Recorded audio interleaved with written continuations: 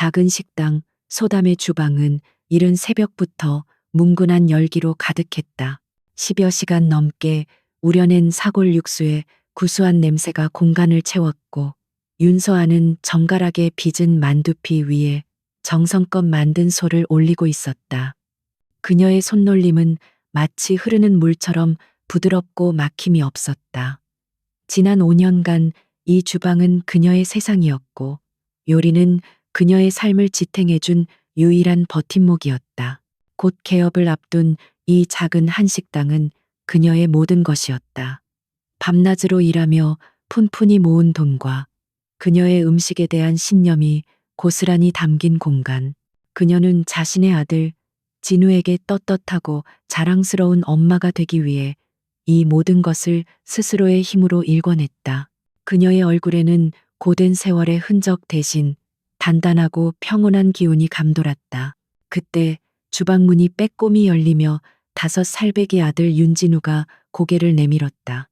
통통한 볼에 엄마를 쏙 빼닮은 크고 까만 눈을 가진 아이는 냄새를 킁킁 맡으며 환하게 웃었다. 엄마, 냄새가 너무 좋아요. 오늘도 맛있는 거 만드는 거예요? 아이의 목소리는 새벽의 정적을 깨우는 가장 사랑스러운 소음이었다. 서아는 하던 일을 멈추고 아들을 향해 미소 지었다. 우리 진우 일어났어? 조금만 기다리면 엄마가 세상에서 제일 맛있는 떡갈비 만들어줄게. 그녀는 아들의 머리를 부드럽게 쓰다듬었다. 진우는 그녀의 삶의 이유이자 그녀가 세상의 모든 풍파를 견뎌낼 수 있게 하는 힘의 원천이었다. 이 아이가 없었다면 5년 전 그날 그녀는 아마 그대로 무너져 내렸을 것이다. 5년 전 그 비가 억수같이 쏟아지던 밤이었다. 그녀는 대한민국 최대 식품기업 한솔의 거대한 저택 응접실에 홀로 서 있었다. 차가운 대리석 바닥에서 올라오는 한기가 온몸을 감쌌고 그녀의 앞에는 세상의 모든 것을 가진 남자 한태민이 서 있었다. 그는 값비싼 실크 가운을 걸친 채 경멸과 냉소가 뒤섞인 눈으로 그녀를 내려다보고 있었다. 그래서 지금 내 아이를 가졌다는 말을 하러 여기까지 온 건가? 그의 목소리는 빗소리에 묻힐 만큼 낮았지만 그 안에 담긴 차가운 가시는 서아의 심장을 정확하게 꿰뚫었다. 그녀는 두려움에 떨리는 손으로 자신의 배를 감쌌다. 그 안에는 그와 그녀의 사랑의 결실이라 믿었던 작은 생명이 자라고 있었다. 그녀는 용기를 내어 그의 눈을 마주 보았다. 태민 씨, 우리 결혼해요. 제가 잘할게요. 아이를 위해서라도. 그녀의 애원은 처절했지만 그의 마음을 움직이지는 못했다. 그는 피식 웃었다. 그 웃음은 너무나도 잔인해서 차라리 뺨을 맞는 편이 덜 아플 것 같았다. 그는 그녀에게 한 걸음 다가와 그녀의 귓가에 얼음 같은 목소리로 속삭였다. 결혼? 너랑 내가? 윤서아 씨, 아직도 주제 파악이 안 되나 보군. 넌 고아 출신에 내세울 것 하나 없는 식당 아르바이트생이야. 난 한솔그룹의 후계자고 우리 내초에 다른 세상 사람들이라고. 그의 말 한마디 한마디가 날카로운 파편이 되어 그녀의 가슴에 밝혔다. 그녀는 그가 이런 사람이었다는 것을 믿을 수가 없었다. 그녀는 눈물을 참으며 마지막으로 호소했다. 하지만 아이는 태민 씨 셔츠이기도 하잖아요. 당신 핏줄이란 말이에요. 그 말에 태민의 표정이 순식간에 굳어졌다. 그는 그녀의 턱을 거칠게 움켜쥐고 자신의 눈을 똑바로 보게 만들었다. 그의 눈에는 일말의 동정심도 남아있지 않았다. 오직 자신의 완벽한 세계에 끼어든 불순물을 제거하려는 냉혹함만이 번뜩일 뿐이었다. 그는 가장 잔인한 말을 가장 평온한 얼굴로 내뱉었다. 착각하지 마. 그건 내 아이가 될 수 없어. 한솔의 핏줄은 너 같은 여자에게서 태어날 수 없으니까. 윤서아 씨, 당신은 내 아이의 엄마가 될 자격이 없어. 그 말은 사형 선고와도 같았다. 세상이 무너져 내리는 소리가 들렸다. 그는 그녀의 손에 두툼한 돈 봉투를 쥐어주며 말을 이었다. 이 돈 받고 깨끗하게 사라져. 아이는 알아서 처리하고 다시는 내 눈앞에 나타나지 마. 엄마, 엄마, 무슨 생각해요? 진우의 목소리가 서아를 지독한 과거의 악몽에서 현실로 끌어냈다. 그녀는 자신도 모르게 눈물을 흘리고 있었다. 그녀는 황급히 눈물을 닦아내고 아무렇지 않은 척 웃어 보였다. 아니야, 우리 아들. 양파 썰다가 눈이 매워서 그랬어. 그녀는 아들을 품에 꼭 껴안았다. 이 작은 온기가 있기에 그녀는 괜찮았다. 한태민. 그 이름은 그녀의 삶에서 지워버린 흉터였다. 그는 모를 것이다. 자신이 자격이 없다고 내쳤던 그 여자가 그가 세상에서 지워버리라고 명령했던 그 아이를 얼마나 소중하게 지키고 키워냈는지 그녀는 복수를 꿈꾸지 않았다. 그저 자신의 아들과 함께 누구의 방해도 받지 않는 평온하고 행복한 세상을 만드는 것이 유일한 목표였다. 그녀의 작은 식당 소담이 바로 그 세상의 시작이었다. 윤서아의 작고 따뜻한 세상과는 대척점에 한솔그룹의 제국은 차갑고 거대한 기계처럼 움직이고 있었다. 한태민은 그의 아버지로부터 그룹의 핵심 사업들을 물려받은 이후 무자비할 정도의 추진력과 냉철한 판단력으로 자신의 왕국을 더욱 공고히 구축했다. 그의 경영 철학은 단 하나, 최소의 비용으로 최대의 이윤을 창출한다는 것이었다. 그 과정에서 발생하는 부수적인 피해나 인간적인 감정 따위는 그의 고려 대상이 아니었다. 그날 아침 한솔그룹 본사의 최상층 회의실은 팽팽한 긴장감으로 가득했다. 태민은 거대한 스크린 앞에 서서 은평구 재개발 프로젝트에 대한 최종 브리핑을 하고 있었다. 그의 뒤로는 낙후된 구시가지의 전경과 그 위에 더 씌워진 화려한 최첨단 복합 쇼핑몰의 조감도가 극명한 대조를 이루고 있었다. 그의 목소리에는 어떤 감정도 실려 있지 않은 잘 벼려진 칼날 같은 냉정함만이 존재했다. 보시다시피 해당 지역은 서울의 마지막 남은 노른자의 땅입니다. 하지만 낡고 비효율적인 상가들이 난립하여 토지의 가치를 심각하게 저하하고 있습니다. 우리의 프로젝트는 이 지역을 서울의 새로운 랜드마크로 탈바꿈시킬 것입니다. 예상 수익률은 최소 300% 이상입니다. 그의 말에 임원들은 감탄과 함께 고개를 끄덕였다. 그들의 눈에는 오직 돈이라는 욕망만이 번뜩이고 있었다. 프로젝트 담당 임원 중 한 명이 조심스럽게 손을 들고 질문했다. 부사장님, 한 가지 우려되는 점이 있습니다. 해당 지역 상인들의 반발이 예상보다 거셀 수 있습니다. 대부분이 수십 년간 그곳에서 장사를 해온 영세 상인들입니다. 그의 말에는 일말의 인간적인 고뇌가 담겨 있었지만 태민에게는 그저 업무 처리 과정에서 발생하는 귀찮은 변수일 뿐이었다. 태민은 그런 질문이 나올 줄 알았다는 듯 희미한 비웃음을 흘렸다. 그는 스크린을 가리키며 말했다. 그들을 상인이라고 부르지 마시오. 그들은 시대의 흐름을 막는 장애물일 뿐입니다. 우리는 법적으로 정해진 최대한의 보상안을 제시할 겁니다. 받고 나간다면 다행이고 버틴다면 법이 허용하는 모든 수단을 동원해서 정리하면 그만입니다. 더 이상 이 문제로 시간 낭비하지 않도록 하세요. 그의 단호한 말에 회의실 안에는 더 이상 아무도 이의를 제기하지 못했다. 한태민에게 그 낡은 동네는 그저 지도 위의 한 구역, 숫자로 계산되는 이익의 원천에 불과했다. 그곳에서 누군가가 꿈을 키우고 누군가가 가족의 생계를 책임지고 있다는 사실 따위는 그의 안중에 없었다. 그는 과거의 흔적을 지우고 새로운 것을 세우는 데에만 관심이 있었다.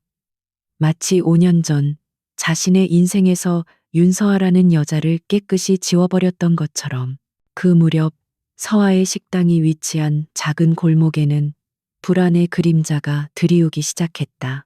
구청에서 나온 공무원들이 골목을 측량하기 시작했고 재개발 사업 예정지구라는 붉은 글씨의 현수막이 골목 입구에 나붙었다. 평화롭던 동네는 순식간에 술렁이기 시작했다. 수십 년간 한자리를 지켜온 떡집 할머니, 아들, 딸 대학까지 보낸 세탁소 아저씨, 모두가 망연자실한 표정으로 모여 웅성거렸다. 서아 역시 착잡한 마음을 감출 수 없었다. 이제 막 자신의 꿈을 펼치려 하는데 거대한 자본의 힘이 그 꿈을 송두리째 짓밟으려 하고 있었다. 그녀는 단순히 자신의 가게만을 걱정하는 것이 아니었다. 이 골목은 그녀와 진우에게 집과 같은 곳이었다. 이웃들은 모두 가족처럼 서로를 아끼고 의지하며 살아왔다. 한솔그룹이라는 거대한 제국의 계획은 그들의 소박하지만 행복했던 삶의 터전 자체를 위협하고 있었다. 상인들은 대책 회의를 열었다. 하지만 대부분이 법이나 행정에 무지한 평범한 사람들이었다. 거대 기업을 상대로 어떻게 싸워야 할지 막막하기만 했다. 그들은 서로의 얼굴만 쳐다보며 한숨만 내쉴 뿐이었다. 그때 떡집 할머니가 조용히 서아의 손을 잡으며 말했다. 아가씨가 우리를 좀 도와주면 안 될까? 우리 중에서는 아가씨가 제일 젊고 똑똑하잖아. 우리 같은 늙은이들은 뭐가 뭔지 하나도 모르겠어. 서아는 망설였다. 그녀는 앞에 나서서 싸우는 성격이 아니었다. 그저 조용히, 성실하게 자신의 삶을 꾸려나가고 싶었을 뿐이다. 하지만 외면할 수는 없었다. 가족 같은 이웃들의 절박한 눈빛과 자신의 모든 것이 담긴 이 식당을 지켜야 한다는 책임감이 그녀의 어깨를 무겁게 짓눌렀다. 그녀는 진우의 미래를 위해서라도 더 이상 물러설 곳이 없었다. 한편 한태민은 자신의 사무실에서 재개발 지역 상인들이 대책위원회를 꾸렸다는 보고를 받았다. 그는 코웃음을 쳤다. 계란으로 바위를 치려는 어리석은 자들의 발악 정도로밖에 생각되지 않았다. 그는 비서에게 지시했다. 가장 유능한 변호사팀을 붙여 시간을 끌면 끌수록 우리 손해니 최대한 신속하고 확실하게 처리하도록. 그들이 누구든 감히 한솔의 앞길을 막는 자는 대가를 치르게 될 거라는 걸 똑똑히 알려줘. 그는 자신의 적이 누구인지 전혀 알지 못한 채 자신의 과거를 향해 그리고 자신의 아들의 미래를 향해 차가운 칼날을 겨누고 있었다. 한솔 그룹과의 첫 공식 면담일. 윤서아는 새벽부터 일어나 정갈하게 옷을 차려입었다. 평소 입던 편안한 조리복 대신 그녀는 단정한 검은색 정장을 꺼내 입었다. 그것은 갑옷과도 같았다. 앞으로 벌어질 싸움에서 그녀를 지켜줄 최소한의 방어막. 그녀는 거울 앞에 서서 자신의 모습을 비춰보았다. 거울 속의 여자는 더 이상 과거의 상처에 우는 연약한 모습이 아니었다. 한 아이의 엄마이자 한 동네의 운명을 짊어진 대표로서의 결의가 그 눈빛에 서려 있었다. 골목 상인들은 서아의 가게 소담에 모여 있었다. 모두의 얼굴에는 긴장과 불안이 역력했다. 대한민국을 쥐락펴락하는 거대 기업 한솔그룹. 그 이름이 주는 위압감만으로도 그들은 이미 주눅이 들어 있었다. 떡집 할머니는 서아의 손을 꼭 잡으며 말했다. 아가씨, 우리야 뭐 하는 게 있어야지. 그냥 아가씨만 믿고 가는 거요. 그 말에 담긴 무거운 신뢰가 서아의 어깨를 더욱 무겁게 했다. 한솔그룹 본사 건물은 하늘을 찌를 듯한 거대한 유리 성체였다. 서아와 상인들은 그 위용 앞에서 잠시 숨을 삼켰다. 차가운 대리석으로 마감된 로비는 사람의 온기라고는 느껴지지 않는 거대하고 삭막한 공간이었다. 그곳은 서아가 아들과 함께 가꾸던 작고 따뜻한 세상과는 완전히 다른 차원의 세계였다. 5년 전 비를 맞으며 쫓겨났던 저택의 기억이 희미하게 떠올랐지만 서아는 고개를 저어 떨쳐냈다. 지금은 과거에 얽매여 있을 때가 아니었다. 회의실은 건물의 최상층에 위치해 있었다. 도시 전체가 발 아래로 내려다 보이는 압도적인 전망을 가진 방. 길고 거대한 마호가니 테이블 한쪽에는 한태민을 필두로 한솔그룹의 임원들과 변호사들이 앉아 있었다. 그들은 마치 재판관처럼 반대편에 앉은 초라한 행색의 상인들을 무심하게 내려다보고 있었다. 태민은 서류를 뒤적이며 이 귀찮고 시간 아까운 일이 빨리 끝나기만을 바라는 듯한 지루한 표정을 짓고 있었다. 그는 아직 상인들 대표로 앉아 있는 여자가 누구인지 제대로 인식하지 못하고 있었다. 회의는 한솔 측 변호사의 일방적인 통보로 시작되었다. 그는 법률 용어를 섞어가며 그들이 제시하는 보상안이 법적으로 얼마나 관대한 것인지를 장황하게 설명했다. 그의 말투는 정중했지만 그 안에는 이거나 받고 조용히 사라지라는 오만한 의도가 숨어 있었다. 상인들은 어려운 말들 앞에서 어쩔 줄 몰라 하며 서로의 눈치만 살폈다. 바로 그때였다. 서아가 조용히 자리에서 일어났다. 모든 시선이 그녀에게로 쏠렸다. 태민 역시 처음으로 고개를 들어 그녀를 제대로 쳐다보았다. 그녀의 목소리는 떨리지 않았다. 오히려 회의실의 차가운 공기를 가를 만큼 맑고 단단했다. 변호사님께서 말씀하신 법적인 보상안에 대해서는 저희도 검토했습니다. 하지만 저희가 오늘 이 자리에 온 것은 단순히 돈 문제를 논의하기 위함이 아닙니다. 그녀는 준비해온 자료를 테이블 위에 펼쳐 보였다. 그것은 화려한 조감도나 복잡한 수치가 아니었다. 수십 년 된 가게들의 낡은 흑백 사진, 골목 축제에서 함께 웃고 있는 이웃들의 모습, 동네 아이들이 그린 골목의 풍경, 그림 같은 것들이었다. 이곳은 저희에게 단순한 장사터가 아닙니다. 저희의 삶이고 역사이며 추억입니다. 한솔그룹이 세우려는 거대한 쇼핑몰이 과연 이 모든 가치를 대체할 수 있다고 생각하십니까? 그녀의 말에 태민의 미간이 찌푸려졌다. 그는 이런 감상적인 이야기가 가장 쓸모없다고 생각하는 부류의 인간이었다. 시간 낭비라고 생각하며 그는 짜증 섞인 목소리로 입을 열었다. 그래서 하고 싶은 말이 뭐요? 우리가 당신들의 추억을 지켜주기 위해 수조 원짜리 프로젝트를 포기라도 해야 한다는 겁니까? 그의 비아냥거림에 한솔 측 임원들 사이에서 낮은 웃음소리가 터져 나왔다. 서아는 흔들리지 않았다. 그녀는 태민의 눈을 똑바로 응시했다. 저희는 무조건적인 반대를 하려는 것이 아닙니다. 개발과 보존이 상생할 수 있는 방법을 함께 찾아보자는 겁니다. 이 지역의 역사적 가치를 살리면서도 그녀가 말을 이어가던 순간 그녀의 이름을 밝혀야 할 순서가 되었다. 저는 은평구 상인 대책위원회 대표 윤서아입니다. 윤서아. 그 이름이 태민의 귓가에 밝히는 순간 그의 세상이 잠시 멈췄다. 그의 표정이 급격하게 굳어졌다. 지루함과 짜증으로 가득했던 그의 눈이 충격과 불신으로 흔들렸다. 그는 눈앞의 여자를 다시 쳐다보았다. 단정한 정장 차림, 흔들림 없는 눈빛, 당당한 태도. 5년 전 자신의 앞에서 비에 젖은 채 처량하게 울고 있던 그 여자와는 전혀 다른 모습이었다. 하지만 그 얼굴은 분명 그가 자신의 인생에서 지워버렸다고 생각했던 바로 그 여자였다. 감히 어떻게 내 앞에 다시 나타날 수 있지? 그의 머릿속이 분노로 들끓기 시작했다.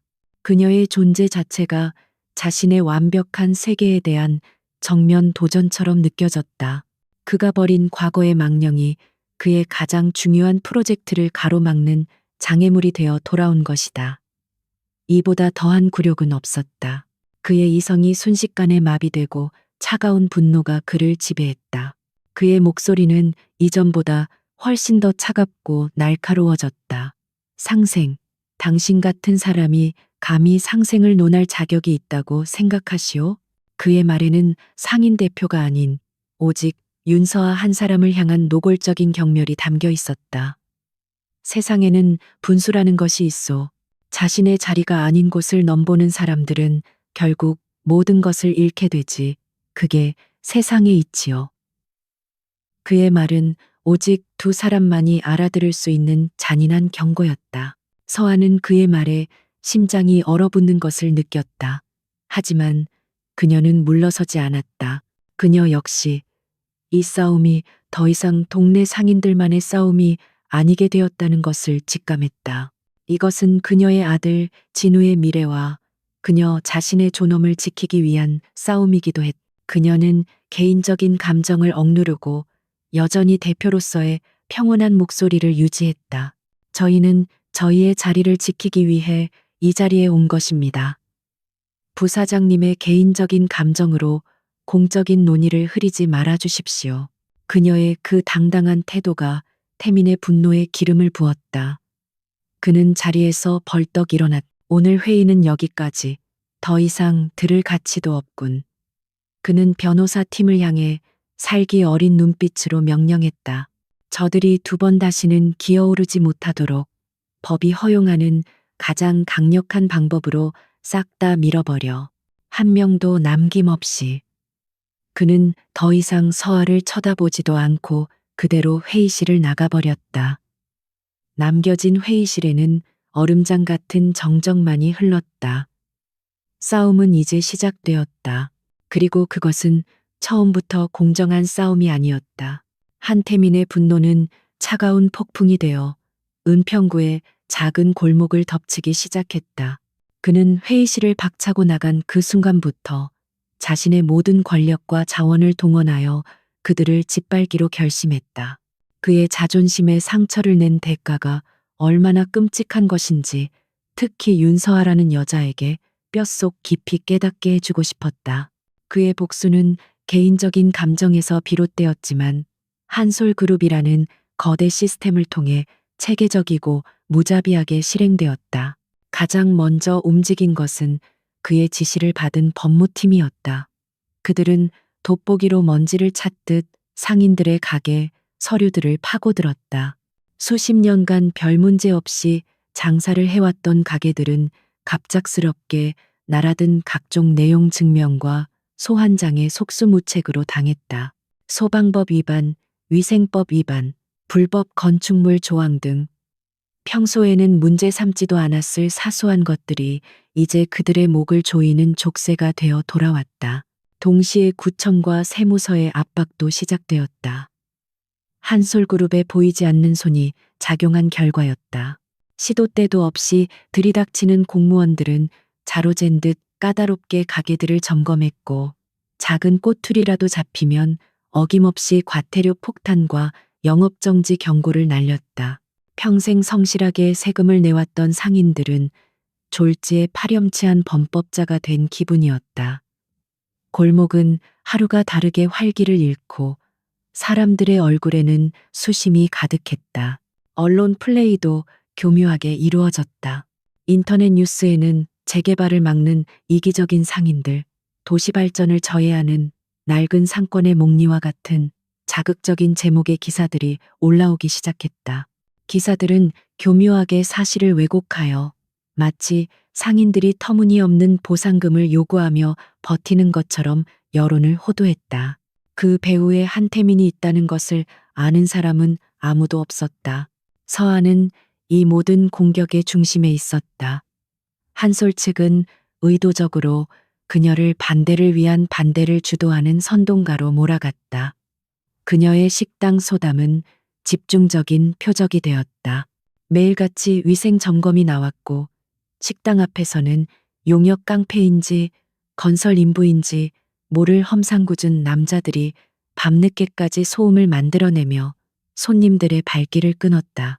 하지만 서한은 무너지지 않았다. 그녀는 낮에는 가게를 지키고 밤에는 법률 서적과 씨름하며 대응 방법을 찾았다. 그녀는 시민단체와 양심적인 변호사에게 도움을 청했고 SNS를 통해 자신들의 진짜 이야기를 알리기 시작했다. 그녀의 글에는 한솔의 기사처럼 자극적인 선동은 없었다. 대신 골목의 역사와 이웃들의 소박한 삶, 그리고 부당한 권력에 맞서 자신들의 터전을 지키려는 진솔한 이야기가 담겨 있었다. 사람들은 조금씩 그들의 목소리에 귀를 기울이기 시작했다. 그럴수록 한태민은 더욱 초조해졌다. 그는 자신의 막강한 힘으로 단숨에 모든 것을 정리할 수 있을 것이라 생각했지만 상황은 그의 뜻대로 흘러가지 않았다. 윤서아라는 여자는 그가 생각했던 것보다 훨씬 더 강하고 지혜로웠다. 그녀의 조용한 저항은 그의 거대한 제국에 미세한 균열을 내고 있었다. 그는 밤늦게까지 사무실에 남아 대책을 숙고하며 점점 더 독한 방법들을 강구했다. 바로 그때부터였다. 그의 완벽하게 통제되던 몸에 첫 번째 균열의 조짐이 나타나기 시작한 것은 그는 복잡한 서류를 검토하던 중 순간적으로 눈앞이 아찔해지는 현기증을 느꼈다. 책상 모서리를 붙잡고 잠시 눈을 감았다 뜨자 괜찮아졌지만 기분 나쁜 감각은 남아 있었다. 그는 대수롭지 않게 여겼다. 요즘 잠을 너무 못 자서 그런 거겠지. 그는 그렇게 스스로를 납득시키고 다시 일에 몰두했다. 며칠 뒤 그는 임원 회의를 주재하던 중 참을 수 없는 피로감을 느꼈다. 진한 커피를 몇 잔이나 마셨지만 머릿속은 안개가 낀 것처럼 멍했다. 그의 날카롭던 판단력이 미세하게 흐트러지고 있었고 사소한 보고 실수에도 불같이 화를 내는 일이 잦아졌다. 그의 비서는 창백해진 그의 안색을 걱정스럽게 살폈지만 감히 말을 꺼낼 엄두를 내지 못했다. 가장 결정적인 신호는 어느 날 오후에 찾아왔다. 그는 변호사와 통화하며 상인들을 상대로 한 명도 소송 진행 상황을 보고받고 있었다. 생각보다 더딘 진행에 분노가 치밀어 오른 그는 전화기에 대고 고함을 질렀다. 그깟 영세 상인들 하나 처리 못해서 이렇게 시간을 끈단 말이오. 바로 그 순간 뜨끈한 무언가가 코에서 흘러내리는 것이 느껴졌다. 코피였다. 그는 신경질적으로 손등으로 코를 닦아내며 건조한 사무실 공기 탓으로 돌렸다. 하지만 그의 마음 한구석에서는 불길한 예감이 싹트고 있었다. 그는 자신의 몸이 보내는 경고 신호를 애써 외면했다. 약해지는 것은 그가 가장 경멸하는 것이었다. 특히 윤서아와의 싸움에서 조금의 약점이라도 보이는 것은 죽기보다 싫었다. 그는 자신의 나약함을 감추기 위해 오히려 더욱 공격적으로 변해갔다. 그의 육체적 균열이 그의 정신을 더욱 잔인하게 만들고 있었던 것이다. 그는 이 싸움에서 이기기 위해서라면 자신의 몸이 망가지는 것 따위는 아무래도 상관없다고 생각했다. 그는 몰랐다. 그가 파괴하고 있는 것이 단지 작은 골목 상권만이 아니라 그 자신의 생명 그 자체라는 사실을. 한솔그룹과의 싸움은 보이지 않는 전쟁이었다. 서아의 하루는 서류와 법률 조항, 그리고 이웃들의 불안한 한숨으로 채워졌다.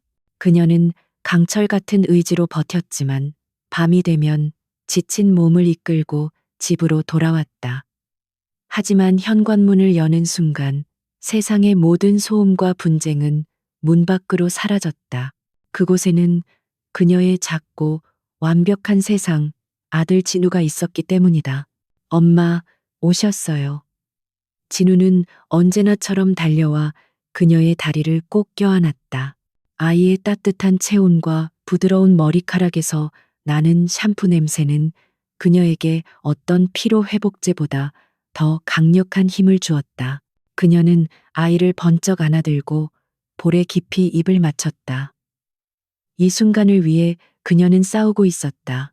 이 아이의 평온한 세상을 지키기 위해서라면 그 어떤 거대한 제국과도 맞설 수 있었다. 그녀의 식당 소담은 낮에는 전쟁터였지만 밤에는 모자의 아늑한 놀이터가 되었다. 그날도 서아는 저녁 장사를 마친 뒤 진우와 함께 주방에 남았다. 그녀는 남은 밀가루 반죽을 떼어주며 아이에게 조물조물 만져보게 했다. 진우는 고사리 같은 손으로 반죽을 누르고 늘리고 동그랗게 빚으며 까르르 웃었다. 아이의 웃음소리는 텅 빈 식당을 가득 채우는 가장 아름다운 음악이었다. 엄마, 나는 세상에서 엄마가 해주는 밥이 제일 좋아요. 진우는 반죽 놀이를 하다가 불쑥 말했다. 아이의 순수한 칭찬에 서아의 마음이 따뜻해졌다. 그래? 그럼 앞으로도 엄마가 우리 진우한테 맛있는 거 많이 많이 해줄게. 그녀는 아이의 코끝에 밀가루를 살짝 묻히며 장난을 쳤다. 아이는 얼굴이 하얗게 된 채로 더 크게 웃었다. 바로 그때였다. 진우는 잠시 놀이를 멈추고 아주 진지한 표정으로 그녀를 올려다보았다. 아이의 까만 눈동자에 호기심이 가득했다. 엄마, 유치원에서요. 철수가 아빠랑 축구했다고 자랑했어요. 내 아빠는 어디 있어요? 아빠도 나랑 축구해 줄 수 있어요? 아이의 질문은 예고 없이 날아온 돌멩이처럼 서아의 잔잔했던 마음에 큰 파문을 일으켰다. 서아의 손이 순간 허공에서 멈췄다. 심장이 차갑게 내려앉는 것 같았다. 언젠가는 마주해야 할 질문이었지만 막상 닥치니 숨이 막혔다. 그녀의 눈앞에 5년 전 자신을 경멸하며 내뱉던 한태민의 잔인한 얼굴이 스쳐 지나갔다. 당신은 내 아이의 엄마가 될 자격이 없어. 그 목소리가 환청처럼 귓가에 맴돌았다. 그녀는 입술을 깨물며 터져 나오려는 감정을 억눌렀다. 아들 앞에서는 결코 약한 모습을 보일 수 없었다. 그녀는 하던 일을 멈추고 몸을 낮춰 아들과 눈을 맞췄다. 그녀는 아이의 작은 두 어깨를 부드럽게 감쌌다. 어떤 거짓말을 해야 할까? 어떤 진실을 말해줘야 할까? 그녀는 수만 가지 생각 속에서 가장 상처가 되지 않을, 그러나 진실에서 너무 멀어지지도 않을 단어들을 신중하게 골랐다. 그녀의 목소리는 애써 평온함을 유지하려 했지만 미세하게 떨리고 있었다. 진우의 아빠는 아주 멀리, 아주 높은 곳에 있는 사람이야. 너무너무 바빠서 엄마랑 진우가 있는 곳까지 내려올 수가 없어. 그녀는 아이가 이해하기 어려운 현실 대신 동화 같은 비유를 선택했다. 그것은 절반의 진실이었다. 그는 정말로 그녀와 아들이 감히 닿을 수 없는 높은 곳에 있는 사람이었으니까. 진우는 고개를 갸웃거리며 다시 물었다. 아이의 순수한 눈빛은 너무나도 투명해서 그녀의 마음을 더욱 아프게 했다. 그럼 아빠는 나를 보고 싶어 하지 않아요? 그 질문은 그녀의 심장을 찌르는 것 같았다. 보고 싶어 할 리가 없지. 존재 자체를 부정했던 아이인데, 하지만 그녀는 차마 그렇게 말할 수 없었다. 그녀는 아들을 더 꽉 껴안았다. 마치 세상의 모든 상처로부터 아이를 지켜주려는 듯이. 아니야. 물론 보고 싶어 하지. 하지만 올 수가 없는 걸 어떡해. 대신 엄마가 있잖아. 엄마가 우리 진우 친구도 되어주고, 아빠도 되어주고, 다 해줄게. 엄마가 축구 가르쳐 줄까? 엄마가 더 잘할 수 있는데. 그녀는 일부러 더 밝고 씩씩한 목소리를 냈다. 그녀의 긍정적인 에너지에 진우의 얼굴에 드리워졌던 작은 실망의 그림자가 조금씩 옅어졌다. 아이는 잠시 생각하더니 이내 환하게 웃으며 고개를 끄덕였다. 네, 좋아요. 엄마랑 축구하면 더 재미있을 거예요. 엄마가 최고니까요. 아이는 금세 아빠에 대한 궁금증을 잊고 엄마와의 새로운 약속에 대한 기대로 들떴다. 그날 밤 진우가 잠든 것을 확인하고 나서야 서아는 혼자 식탁에 앉아 깊은 한숨을 내쉬었다. 아이의 순수한 질문이 남긴 상처는 생각보다 깊었다. 그녀는 한태민을 증오했다. 그가 아이에게서 아빠라는 존재를 앗아간 것뿐만 아니라 언젠가 이 아이가 알게 될 진실의 무게까지 모두 자신에게 떠넘겼다는 사실이 참을 수 없이 원망스러웠다. 그녀는 창밖의 어두운 골목을 바라보았다. 그녀는 결코 지지 않을 것이다. 자신의 아들에게 아빠 없는 아이라는 상처 대신 세상에서 가장 강한 엄마를 가진 아이라는 자부심을 물려주기 위해서라도 그녀의 작지만 견고한 세상은 그녀가 목숨을 걸고 지켜내야 할 유일한 것이었다. 한태민의 제국은 겉보기에는 그 어느 때보다 견고해 보였다. 은평구 재개발 프로젝트는 그의 무자비한 압박 아래 조금씩 진척되고 있었고, 여론은 그가 원하는 방향으로 움직이고 있었다. 하지만 그 제국의 왕 한태민 자신은 보이지 않는 내부로부터 서서히 무너져 내리고 있었다. 그의 몸은 더 이상 그의 통제를 따르지 않는 반란군처럼 시도 때도 없이 경고 신호를 보내왔다. 잦은 코피와 현기증, 극심한 피로감은 이제 그의 일상이 되었다. 그는 최고급 영양제와 주치의의 처방으로 간신히 버티고 있었지만 그것은 두 개 터진 구멍을 손가락으로 막는 것에 불과했다. 그의 날카롭던 턱선은 눈에 띄게 수척해졌고 완벽하게 다려진 셔츠 칼라 아래로 드러난 목은 창백했다. 하지만 그의 눈빛만은 여전히 도끼로 가득 차 있었다. 그는 자신의 나약함을 인정하는 순간 모든 것을 잃을 것이라고 믿었다. 그의 붕괴는 가장 중요한 순간, 그의 오만함이 절정에 달했을 때 찾아왔다. 한솔그룹의 하반기 전략을 발표하는 대규모 주주총회가 열리는 날이었다. 수백 명의 주주와 투자자들, 그리고 경제부 기자들이 그의 입을 주목하고 있었다. 그는 단상 위에 서서 은평구 재개발 프로젝트를 자신의 가장 큰 업적인 것처럼 포장하여 설명하고 있었다. 그의 목소리는 확신에 차 있었고 그의 제스처는 거침이 없었다. 이 프로젝트의 성공은 단순히 하나의 쇼핑몰을 짓는 것을 넘어 한솔그룹이 대한민국의 미래를 어떻게 바꾸어 나갈 것인지를 보여주는 상징이 될 것입니다. 시대에 뒤떨어진 것들은 도태되고 새로운 질서가 그 자리를 차지하는 것. 이것이 바로 그 순간이었다. 그의 목소리가 갑자기 멈췄다. 온몸의 힘이 썰물처럼 빠져나가는 느낌과 함께 눈앞의 모든 것이 노랗게 변했다. 수백 개의 카메라 플래시가 한꺼번에 터지는 듯한 섬광이 그의 눈을 찔렀고 사람들의 웅성거리는 소리가 아득하게 멀어졌다. 그는 연단을 붙잡고 버티려 했지만 그의 손은 의지와 상관없이 미끄러졌다. 그의 거대한 몸이 힘없이 앞으로 고꾸라졌다. 쿵 하는 둔탁한 소리와 함께 단상 위로 쓰러진 그의 모습은 마치 왕관을 쓴 채 쓰러진 늙은 사자처럼 처량했다. 주주총회장은 순식간에 아수라장이 되었다. 비명 소리와 카메라 셔터 소리가 뒤섞여 혼란의 극치를 이루었다. 긴급 의료팀이 달려와 그를 들것에 실었고 그는 의식을 잃은 채 자신의 제국에서 가장 나약한 모습으로 실려나갔다. 한솔그룹의 철옹성 같았던 주가는 그가 쓰러진 그 순간부터 수직으로 곤두박질치기 시작했다. 왕의 붕괴는 제국의 붕괴와도 같았다.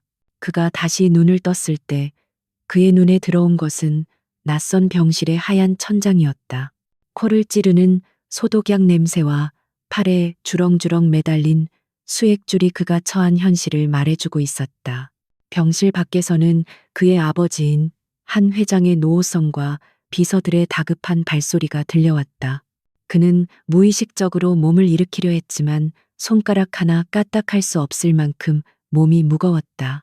정밀 검사가 며칠에 걸쳐 진행되었다.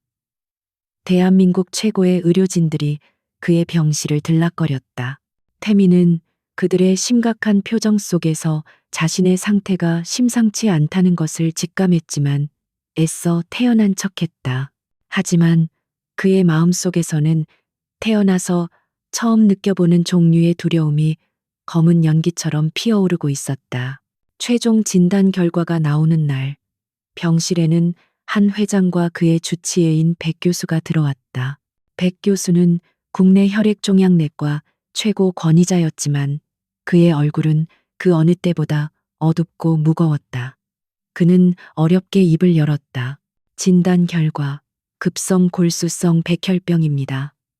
그 한마디에 병실 안의 공기가 얼어붙었다.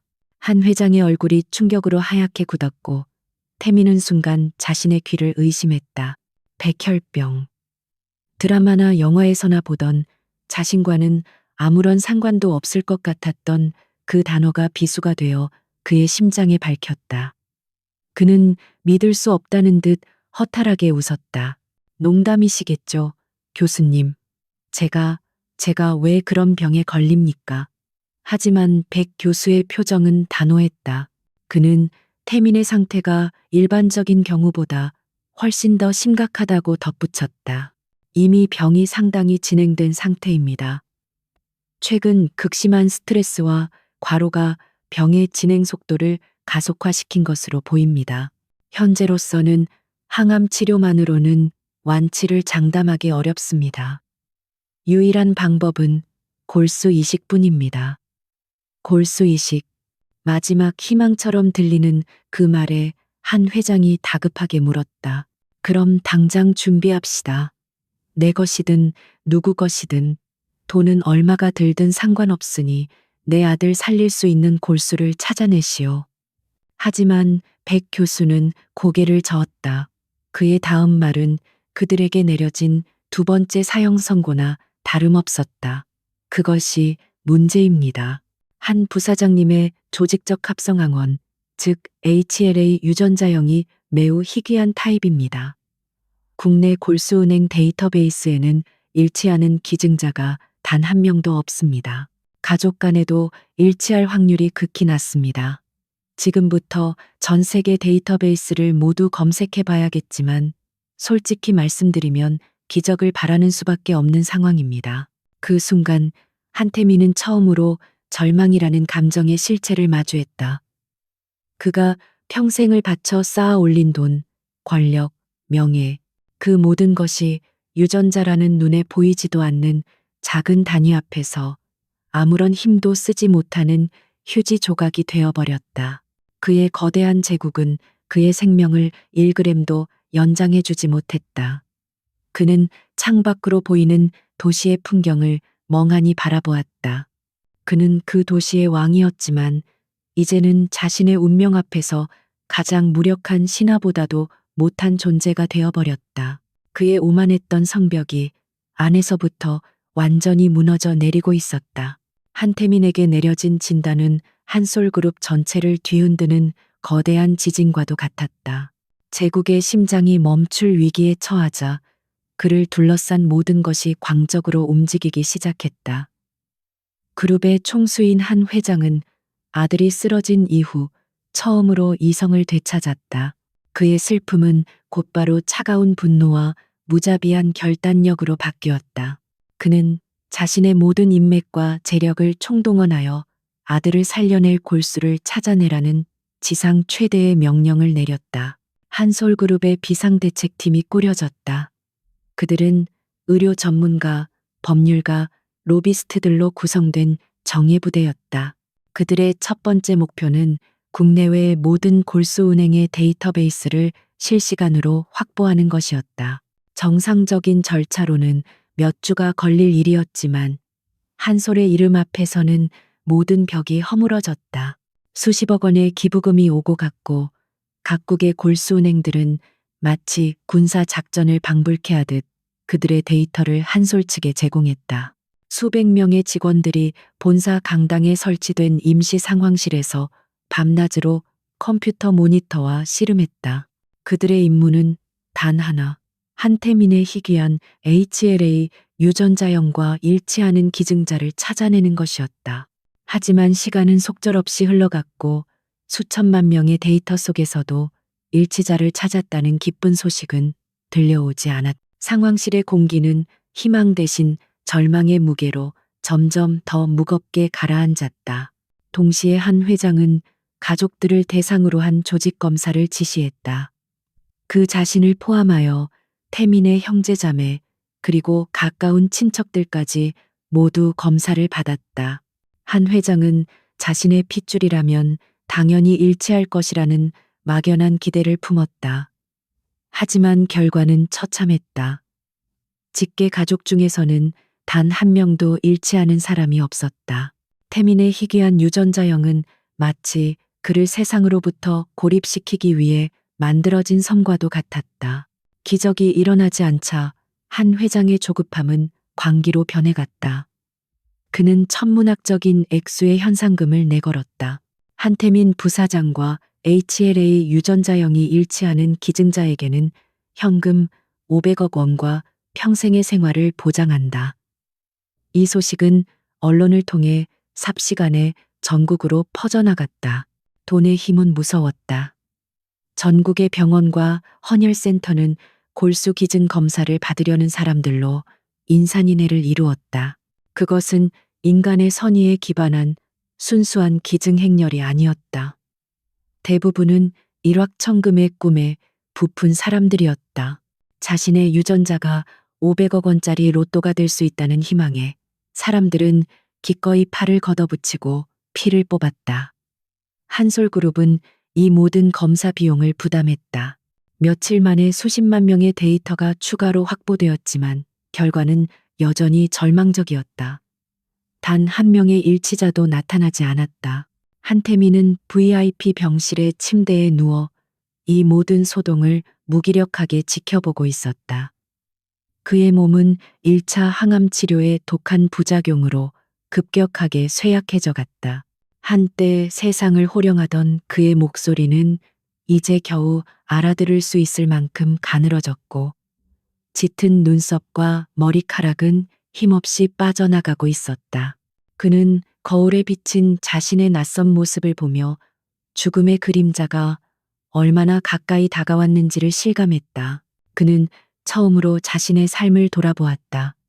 성공을 위해 달려온 길 위에서 그가 짓밟고 무시했던 수많은 것들이 떠올랐다. 그는 자신이 원하는 것을 얻기 위해 수단과 방법을 가리지 않았다. 하지만 이제 그는 깨달았다. 자신이 쌓아올린 그 모든 것이 죽음 앞에서는 한 줌의 먼지만도 못하다는 것을. 그의 거대한 제국은 그를 살릴 수 없었다.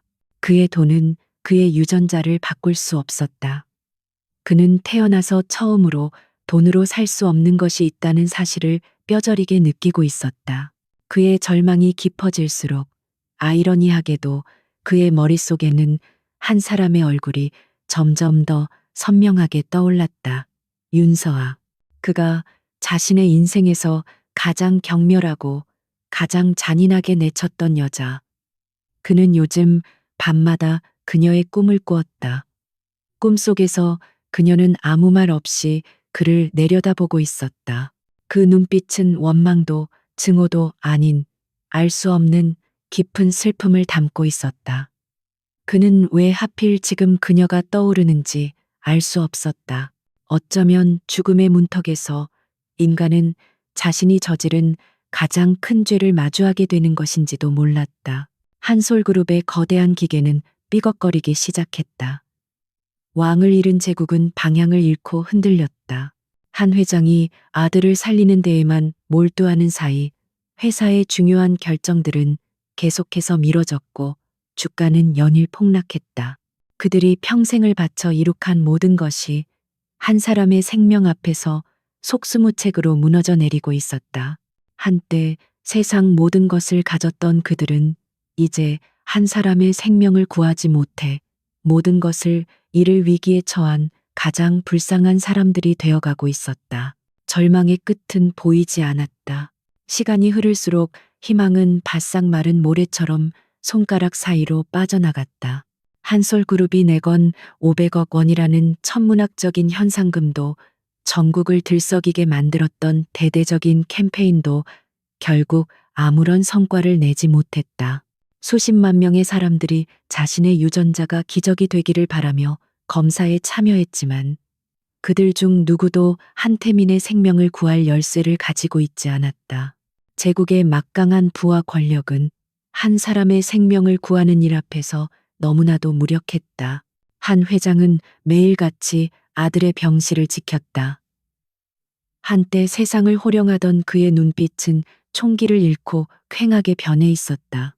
그는 하루가 다르게 쓰러져가는 아들의 모습을 보며 생전 처음 느껴보는 무력감과 절망감에 몸을 떨었다.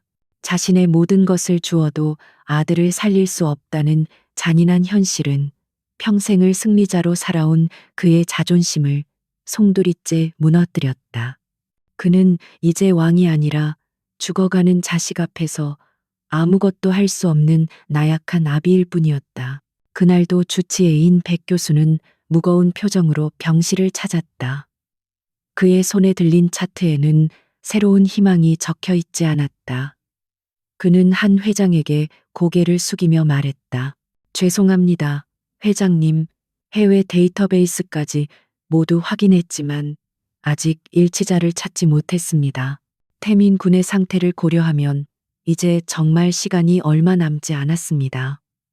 그의 목소리에는 의사로서의 깊은 패배감이 묻어 있었다. 한 회장은 더 이상 분노할 기력조차 없는 듯 쉰 목소리로 중얼거렸다. 방법이 정말 이대로 끝이란 말인가? 내 아들이 이대로 죽는 것을 보고만 있어야 한단 말인가? 바로 그때였다. 백 교수는 잠시 망설이더니 아주 조심스럽게 입을 열었다. 그것은 의사로서 공식적으로 제안할 수는 없지만 마지막으로 던져볼 수 있는 신락 같은 가능성에 대한 이야기였다. 회장님, 아주 희박한 가능성이지만 가끔 기적은 예상치 못한 곳에서 일어나기도 합니다. 공식적인 기록에 없는, 그러니까 가족들이 인지하지 못하고 있는 혈연 관계 속에서 일치자가 나타나는 경우가 아주 드물게 있습니다. 그의 말은 매우 에둘러 표현되었지만 그 안에 담긴 의미는 명확했다. 혹시 한태민 부사장에게 알려지지 않은 자식이 있지는 않습니까? 그 순간 한 회장의 뇌리에 오랫동안 잊고 있던, 아니했어, 잊으려 했던 과거의 한 장면이 번개처럼 스쳐 지나갔다. 5년 전 아들 태민이가 서재로 찾아와 대수롭지 않다는 듯 털어놓았던 이야기. 아버지, 별건 아니고 잠시 만났던 여자의 하나가 귀찮게 구는데 알아서 깨끗하게 정리하겠습니다. 그는 그때 아들의 사생활에 깊이 관여하고 싶지 않았고 그저 고개를 끄덕이며 흠이 될 일은 만들지 말라 고만했을 뿐이었다. 그 귀찮은 여자의 그 이름이 무엇이었더라. 희미한 기억의 파편들이 맞춰지기 시작했다. 윤서아, 맞다. 윤서아. 그리고 그녀가 아이를 가졌다고 했었던가. 당시에는 그저 아들의 앞길에 놓인 하찮은 장애물 정도로만 여겼던 그 일이 이제는 아들의 생명을 구할 유일한 동아줄일지도 모른다는 미친 생각이 그의 머리를 강타했다. 5년, 아이가 태어났다면 지금쯤 5살, 한 회장의 눈빛이 순식간에 변했다. 절망으로 가득했던 그의 눈에 섬뜩할 정도의 광기가 번뜩였다. 그는 떨리는 손으로 휴대폰을 꺼내 자신의 수족처럼 움직이는 비서실장에게 전화를 걸었다. 그의 목소리는 뱀처럼 낮고 차갑게 가라앉아 있었다. 자네, 5년 전 태민이 주변에 있던 윤서아라는 여자를 기억하나? 당장 그 여자를 찾아. 그리고 그 여자에게 아이가 있는지 확인해. 만약 아이가 있다면 무슨 수를 써서라도 그 아이의 DNA 샘플을 구해와. 머리카락이든 쓰던 칫솔이든 뭐든 상관없어. 단, 절대 들켜서는 안 돼. 이건 내 아들의 목숨이 걸린 일이야. 명령은 지옥에서 온 사자처럼 신속하고 은밀하게 실행되었다. 한솔그룹의 최고 정보팀과 흥신소 직원들이 총동원되었다. 윤서아라는 흔한 이름을 가진 여자를 찾는 것은 쉽지 않았지만 한솔의 정보력 앞에서는 불가능이 아니었다. 그들은 얼마 지나지 않아 은평구의 작은 골목에서 소담이라는 한식당을 운영하는 윤서아를 찾아냈고 그녀에게 윤진우라는 이름의 5살배기 아들이 있다는 사실까지 확인했다. 며칠간의 잠복과 미행이 이어졌다. 요원들은 유치원 주변에 잠복하여 엄마와 함께 웃으며 등원하는 진우의 모습을 카메라에 담았다. 아이는 너무나도 밝고 건강해 보였다. 요원 중 한 명은 놀이터에서 진우가 놀다가 떨어뜨린 아이스크림 막대를 아무도 모르게 수거했고 다른 한 명은 아이가 음료수를 마시고 버린 빨대를 확보하는 데 성공했다. 그들은 마치 첩보 영화의 한 장면처럼 움직였다. 샘플은 한솔그룹이 비밀리에 운영하는 유전자 분석 연구소로 즉시 옮겨졌다. 한 회장은 연구소에서 밤을 새우며 결과를 기다렸다. 그의 심장은 평생 느껴보지 못한 불안감과 기묘한 기대감으로 격렬하게 요동쳤다. 이것은 마지막 도박이었다. 만약 이 아이마저 일치하지 않는다면 모든 것은 끝이었다. 새벽녘, 마침내 연구소장에게서 전화가 걸려왔다. 전화기 너머로 들려오는 그의 목소리는 흥분과 경외감으로 떨리고 있었다. 회장님, 기적입니다. 이것은 의학적으로 설명할 수 없는 기적입니다. 한 회장은 마른 침을 삼키며 소리쳤다. 결과만 말해. 일치합니다. 6개의 HLA 유전자 좌가 모두 완벽하게 일치합니다. 수백만 분의 1, 아니, 그보다 더 희박한 확률입니다. 그 아이는 태민군을 살릴 수 있는 유일한 사람입니다. 그 말을 듣는 순간 한 회장은 그대로 주저앉았다. 그의 눈에서 뜨거운 눈물이 흘러내렸다. 그것은 기쁨의 눈물이기보다는 운명의 지독한 아이러니 앞에서 터져나온 허탈한 눈물에 가까웠다. 자신이 그토록 하찮게 여겼던 존재, 아들의 인생에서 지워버리라고 했던 그 미천한 핏줄이 이제는 자신의 제국을 구할 유일한 희망이 되어 돌아온 것이다. 그는 전화를 끊고 창밖의 어스름한 새벽빛을 보며 중얼거렸다. 윤서아, 그 여자가 내 아들의 목숨을 쥐고 있단 말인가. 기적은 때로 가장 잔인한 얼굴을 하고 찾아온다. 한 회장에게 윤진우라는 아이가 아들의 생명을 구할 유일한 열쇠라는 사실은 구원이자 동시에 지독한 형벌이었다. 그가 그토록 하찮게 여겼던 아들의 인생에서 깨끗이 지워져야 할 오점이라고 생각했던 그 핏줄이 이제는 한솔 제국의 운명을 쥐고 있었다. 권력의 정점에서 모든 것을 지배해왔던 그에게 이제는 모든 것을 내려놓고 세상에서 가장 경멸했던 여자 앞에 가서 머리를 조아려야 하는 상황이 닥친 것이다. 그는 가장 먼저 은평구 재개발 프로젝트의 전면 중단을 지시했다. 그의 지시에 한솔그룹은 발칵 뒤집혔지만 감히 누구도 그 이유를 묻지 못했다. 골목 상인들을 옥죄던 모든 법적 소송과 행정 압박이 거짓말처럼 하루아침에 멈췄다. 그것은 선의가 아니었다. 거래를 위한 최소한의 성의 표시이자 자신의 절박함을 드러내는 백기투항과도 같은 행위였다. 그리고 그는 아들 태민을 찾았다. 항암 치료로 뼈만 앙상하게 남은 태민은 이제 더 이상 과거의 오만한 후계자가 아니었다. 죽음의 문턱에서 그는 자신의 삶이 얼마나 공허하고 잘못되었는지를 깨닫고 있었다. 한 회장은 아들 앞에 무겁게 입을 열었다. 가자, 네가 직접 가서 용서를 빌어야 한다. 네 목숨은 이제 그 여자와 아이의 손에 달려있다. 태민은 아무 말 없이 고개를 끄덕였다. 그의 텅 빈 눈에는 뒤늦은 후회와 체념만이 가득했다. 그들이 서하의 식당 소담을 찾아온 것은 차가운 저녁 비가 내리던 날이었다. 최고급 검은색 세단이 낡은 골목 어귀에 멈춰 섰고 비서의 부축을 받으며 내린 태민의 모습은 유령처럼 위태로웠다. 한 회장은 평생 입어본 적 없는 낡은 우산을 든 채 굳은 표정으로 식당의 작은 문을 열었다. 따뜻한 음식 냄새와 사람들의 온기로 가득했던 식당은 마감 시간이 지나 텅 비어 있었고 오직 서아만이 홀로 남아 주방을 정리하고 있었다. 딸랑 하는 풍경 소리에 고개를 든 서아는 문 앞에 서 있는 두 남자를 보고 그대로 굳어버렸다. 한 회장의 위압적인 얼굴, 그리고 그의 옆에 선 도저히 한태민이라고는 믿을 수 없을 만큼 쇠약해진 남자. 서아의 심장이 차갑게 내려앉았다. 그녀는 본능적으로 이 불길한 방문이 자신과 아들의 평온한 삶을 뒤흔들러 왔다는 것을 직감했다. 한 회장은 뜸들이지 않고 본론부터 꺼냈다. 그는 평생을 지배자로 살아온 사람답게 여전히 상황을 통제하려 들었다. 재개발은 없던 일이 될 걸세. 자네 가게와 이웃들에게 끼친 모든 손해는 몇 배로 보상하지. 하지만 서아는 그의 말에 어떤 반응도 보이지 않았다.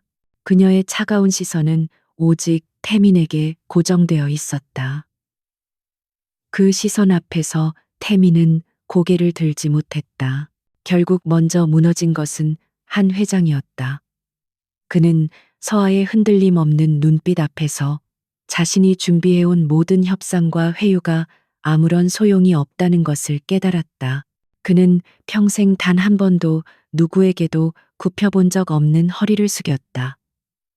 그의 목소리는 물에 젖은 솜처럼 무겁게 가라앉아 있었다. 내 아들이 죽어가고 있네. 급성 백혈병이야. 살 수 있는 유일한 방법은 골수 이식뿐인데 자네 아들 진우가 내 아들을 살릴 수 있는 유일한 사람이라네. 서아의 세상이 무너져 내리는 것 같았다. 귀를 의심했다. 지금 이 남자들이 무슨 말을 하고 있는 것인가? 내 아들 진우? 내 아들의 골수?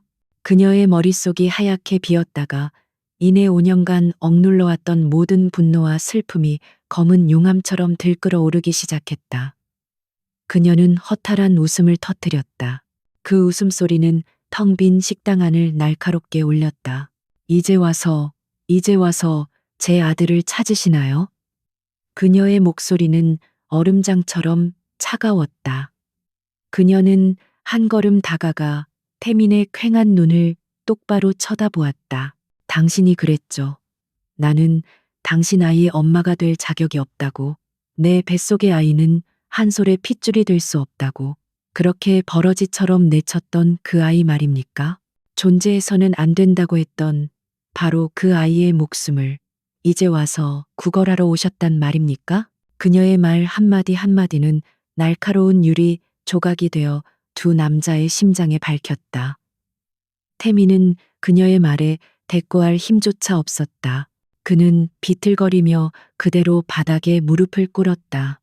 그의 입에서 마침내 터져 나온 것은 갈라지고 쉰 목소리로 내뱉는 처절한 한마디였다. 잘못했다. 서아야, 내가 다 잘못했어. 제발 목숨만. 그의 구차한 용서는 서아의 분노를 더욱 부채질할 뿐이었다. 그녀는 싸늘하게 그들을 내려다보았다. 용서? 당신들 입에서 감히 용서라는 말이 나와? 내 아들은 당신 아들을 살리기 위해 태어난 존재가 아닙니다. 내 아들은 당신들의 더러운 과거를 지우기 위한 도구가 아니란 말입니다. 그녀의 외침은 지난 5년간 홀로 아이를 키우며 겪어야 했던 모든 서름과 고통의 응어리였다. 그녀는 고개를 저었다. 그녀의 눈에는 더 이상 눈물조차 흐르지 않았다. 오직 차가운 결의만이 남아 있었다. 돌아가세요. 내 아들은 당신들을 위해 단 한 방울의 피도, 단 하나의 세포도 내어줄 수 없습니다. 당신 아들의 목숨은 당신들이 5년 전에 내 아들의 존재를 지워버렸을 때 이미 당신들 스스로 버린 겁니다. 그러니 가서 당신들이 저지른 죄의 대가를 당신들 스스로 치르세요. 그녀의 마지막 말은 사형 선고와도 같았다. 두 남자는 텅 빈 식당 바닥에 주저앉은 채 아무 말도 하지 못했다. 서아는 그들을 등지고 주방으로 들어가 버렸다. 문이 닫히고 그녀는 홀로 주저앉아 소리 없이 울었다.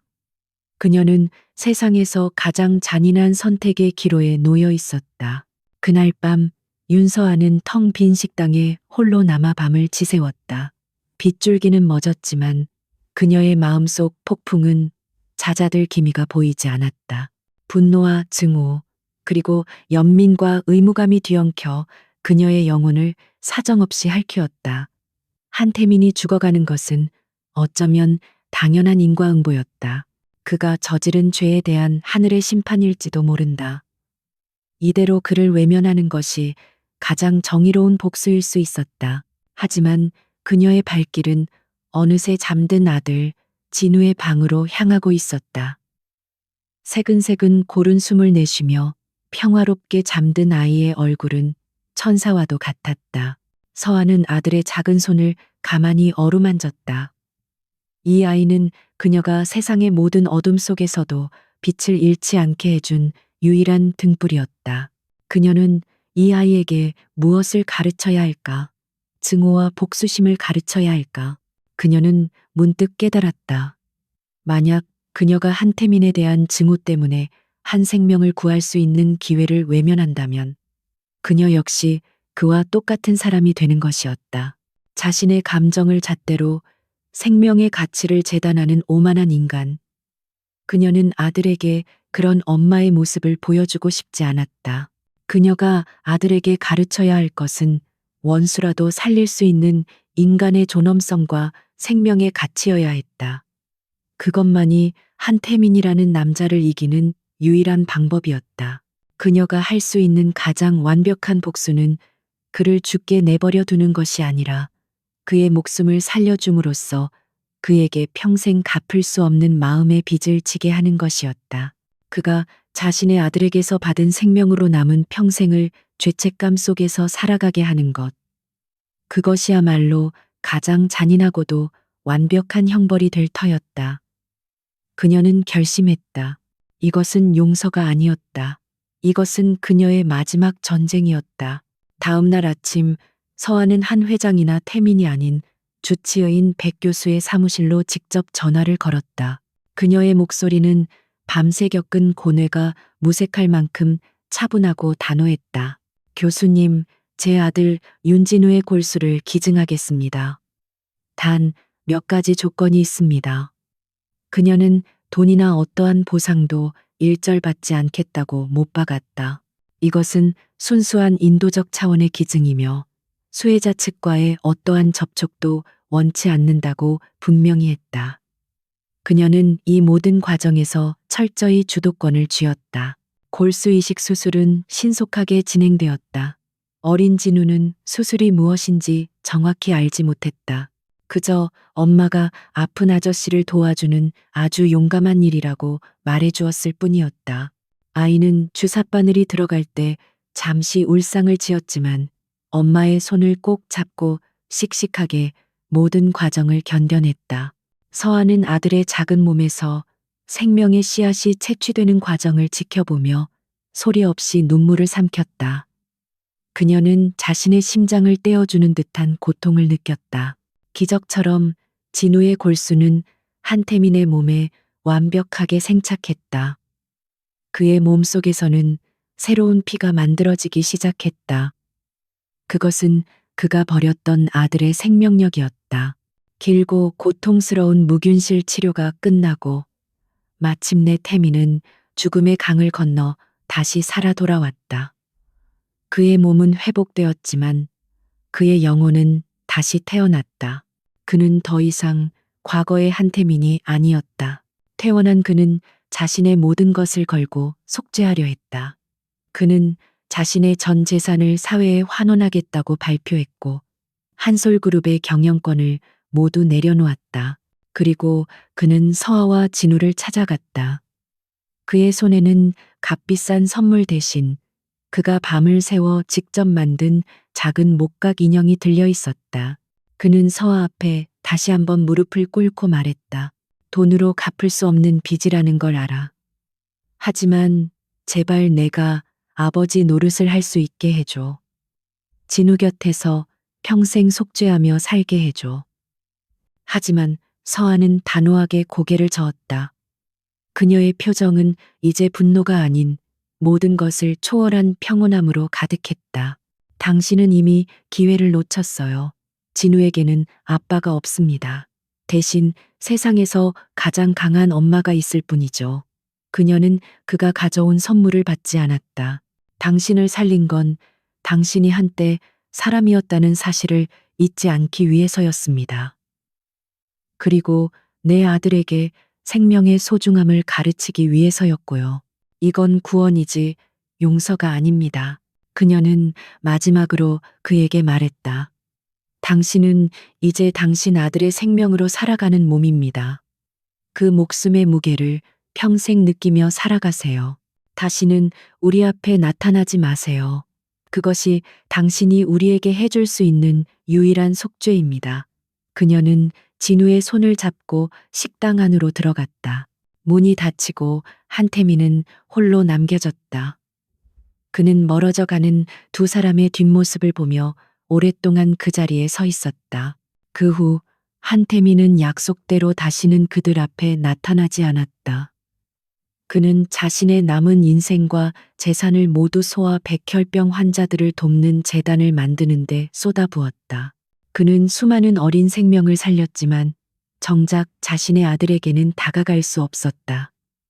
서아의 식당 소담은 골목의 명물이 되어 늘 사람들로 북적였다. 그녀와 진우는 그들만의 작지만 행복한 세상에서 그 누구보다 단단하게 살아갔다.